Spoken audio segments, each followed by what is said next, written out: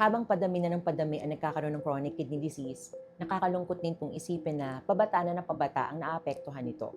Since napag-usapan na po natin yung dialysis, mahalagang malaman natin kung ano ba yung mga unang senyales na maaaring may problema ka na sa kidneys, kahit wala ka pang nararamdamang sakit. Una, foamy yung ihi. Hindi lang simpleng bubbles ha. So, usually po, pag tayo umiihi, mapapansin natin, pag sobrang lakas ng pressure, pwedeng mabula ito. Pero eventually, nawawala yon. Pag sinabi nating foamy ang ihi, ito yung parang sabon na makapal. Hindi agad nawawala. Pwedeng sinyalis po ito ng protina sa ihi. Kasi pag normal functioning ang ating kidneys, hindi po dapat tayo naglalabas ng protina sa ihi. Kapag maraming protein sa ihi, ibig sabihin may problema ka na sa filter ng iyong kidneys. Ang sumisira sa filter ng kidneys mo, kulang ka sa tubig, sobrang alat ng kinakain mo, sobrang taas din ng sugar ng kinakain mo, or napakadaming protina mong ini-intake. Kaya siguraduhin nating sapat yung iniinom nating tubig sa araw-araw. Hinahinay po sa alat at sugar. At panatiliing balanse lang ang protina na kinakain natin upang maprotektahan ang ating kidneys. Pangalawa, pagbabago ng kulay ng ihi. Normal na light yellow yung ihi natin, pero pag ito ay naging dark colored, para nagkulay tsaa, or meron siyang bahid ng dugo, or sobrang kulabo or labo, ang ganitong pagbabago ay maaaring sinyales na nahihirapan na ang inyong kidney sa pag-filter ng waste sa dugo. Madalas na pag-ihi, lalo na sa gabi. Kung dati dire-diretso yung pagtulog mo, pero ngayon, 3 beses or higit pa ang pag-ihi mo sa gabi at talagang tumatayo ka para umihi, maaring may pagbabago sa kidney function. Pamamaga ng mata or puffy eyes, pamamaga sa paa at sa bukong-bukong, isa ito sa mga common signs. Kung napansin mo sa umaga na parang puffy yung mata mo, hindi ka naman umiyak o hindi ka naman nagpuyat, pwede itong senyales ng fluid retention.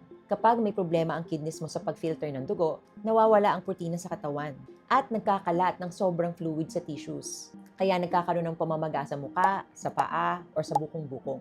Pulikat or leg cramps. Kapag madalas kang makaramdam ng pulikat or leg cramps, pwede itong senyales na nagkakaproblema ka sa balance ng electrolytes sa katawan mo, tulad ng calcium or potassium, dahil hindi na po maayos ang pagtatrabaho ng kidneys upang ma-regulate ito. Ang electrolytes po kasi ay tumutulong sa tamang pag-ikot or contraction ng muscles. Kaya kung hindi tama po yung levels nila, pwede ka magkaroon ng pulikat.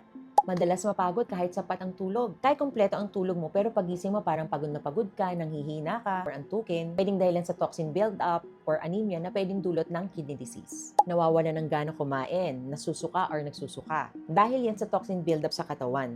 Pwede kang makaramdam ng pagduduwal, may mapait na panlasa or parang metallic taste, kaya nawawalan ka ng gana kumain. At kung may problema ka na sa kidneys, pwede kang makaramdam ng pangangati kahit wala pang rashes. Mapapansin mo, very dry yung skin mo. Nangyayari po ito dahil naiipon sa dugo yung mga waste products na normally inilalabas ng kidneys. Ang ganitong mga simptomas ay lalo na po dun sa may moderate to severe kidney disease. Kaya kung parating nangangati yung balat mo kahit wala naman pong sugat or walang allergies, maganda po magpakonsulta kayo sa doktor nyo para ma-check din po yung ibang mga labs like yung sa sugar at ma-check din po yung kidney function. Kahit dalawa lang po yung nararanasan nyo sa mga sinabi kong senyales, maganda po magpakonsulta na kayo sa inyong doktor at huwag nyo nang intaying lumala pa. Mas madali at mas ligtas po itong maayos kapag maagang na-detect natin kung may problema tayo sa kidneys.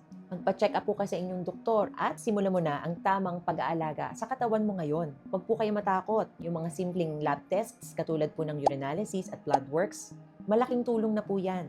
Tahimik sila sa umpisa, pero malaki ang epekto nito kapag napabayaan. Alagaan po ninyo ang inyong kidneys ngayon na bago pa ito masira. Stay safe!